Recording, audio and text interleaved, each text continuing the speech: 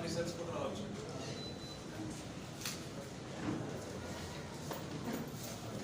జిల్లా ఆఫీసర్